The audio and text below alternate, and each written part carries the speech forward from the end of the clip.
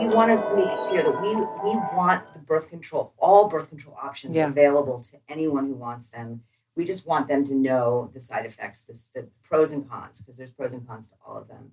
But I was going to say that, now that I'm 53 and I still get a cycle, and we've made this movie, and I've learned so much. It is fascinating. It's like flipping the script on like understanding, oh my God, I'm more creative at this time of the month, or these ebbs and flows are, it makes sense, that we follow the cycle of the moon. And it's a way of looking at it, as opposed to hating my period, hating on it. It's really like, wow, this is what makes me me.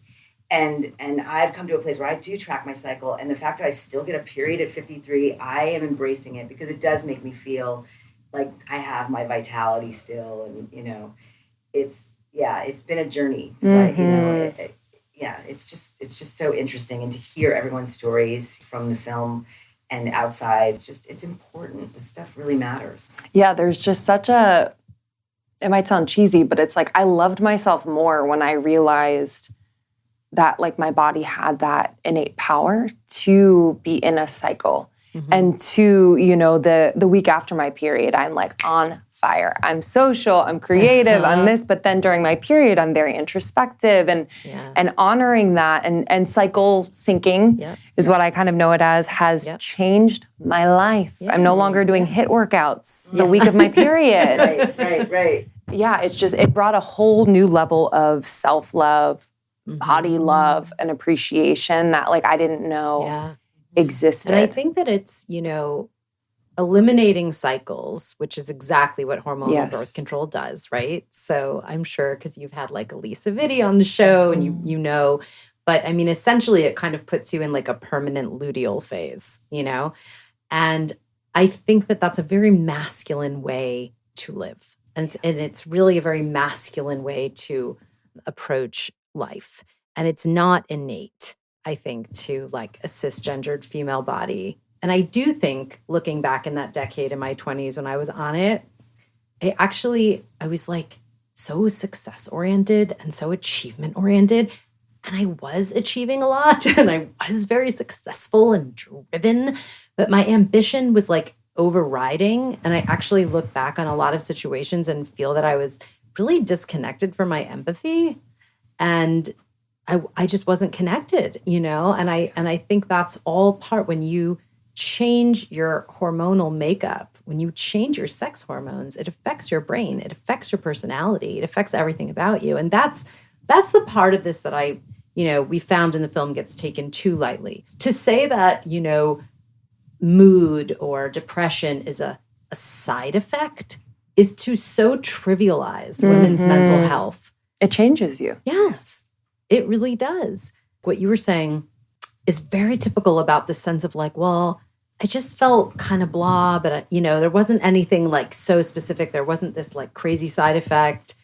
And, a lot of people in the film, they would describe like coming off birth control as like their life was like a 2-dimensional drawing. And then suddenly it became like 3D in color. Or they felt like sort of a veil was pulled off their eyes. It's subtle, right? But it's not subtle when it's how you're meeting the world every day.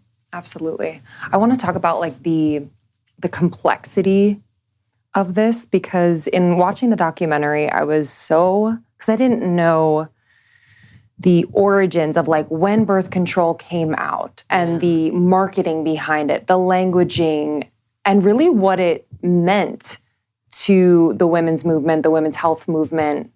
I didn't realize that. And in seeing that, I was like, oh, this is so complex because this potential risk for your health is masked in like freedom.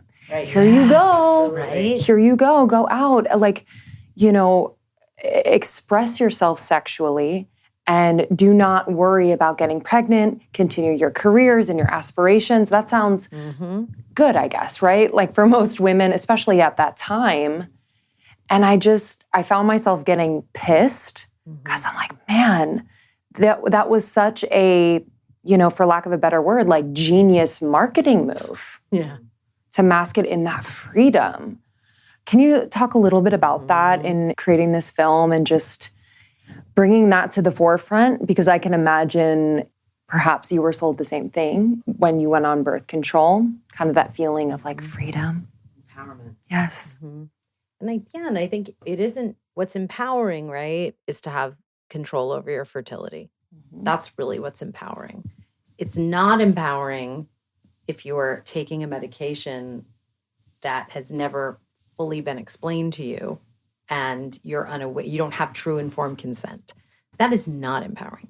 It's really, I think, not about a focus on like a particular product or drug, but it's very complicated because, yes, so much of, women's emancipation is tied into this. And it's definitely from a workplace level. I think the pill, oh my God, it was like transformative, right? In the 60s and 70s to level the playing field. I think that all of these movements, right, they evolve. And we didn't know about the Nelson pill hearings when we started making this movie. We didn't know the history. I didn't know there was a feminist health movement in the 70s. Like, we didn't know that women were protesting the pill and interrupting Senate hearings. Sadly, I think, because of this sort of widespread adoption of this as sort of like, this is, okay, you just put girls on synthetic hormones and they just stay on synthetic hormones until they're ready to procreate. It's become such a sort of unquestioned part of a women's journey that I think there's this really, like, there's just silence and fear around this conversation. That's one of the reasons we wanted to take on this movie, because we're so clearly pro-choice and pro-access and we're liberal. So we wanted to create a space to say, it's okay. Like, there has to be a safe space to have these conversations, to discuss the downsides, right, of birth control. And we felt it was important to look at really all the downsides, which can be fatal. Yes, which we show in the movie. And so we think it's important to show the range, because again, if you know and you're informed, and look, if you like really, really need to be on birth control, but it depresses you, so you're going to take an antidepressant, and that's what you choose. Like, if that's what you choose, if you're like, well, I feel good on my antidepressant and my birth control pill because I cannot give up my birth control, fantastic. Like, we stand for you. We support you. There's no judgment in this space. But I think that what we've noticed is that, especially for, let's say, millennials and Gen Z, this is not a complicated conversation to have at all. It seems to start at the like Gen X up. That's where you get sort of like, I would say more like the feminists. Yes, because these are feminists that remember when, these options weren't available, and how can you question them? Sure. And, any word spoken out against the pill is like a strike against women, right? Thank you so much for tuning in to Morning Microdose by Almost 30. We hope you enjoyed waking up. As always, we encourage you to take what resonates and leave the rest. If you enjoyed this trip, tune into the full episode on the Almost 30 podcast. All episode information can be found in the show notes. Make sure to subscribe, and if this becomes a part of your morning routine, be sure to share it with a friend. We have new inspiring doses Monday through Friday. Follow us on Instagram at Morning Microdose, and follow Almost 30 at Almost 30 Podcast. Thanks for listening. We'll see you in the vortex.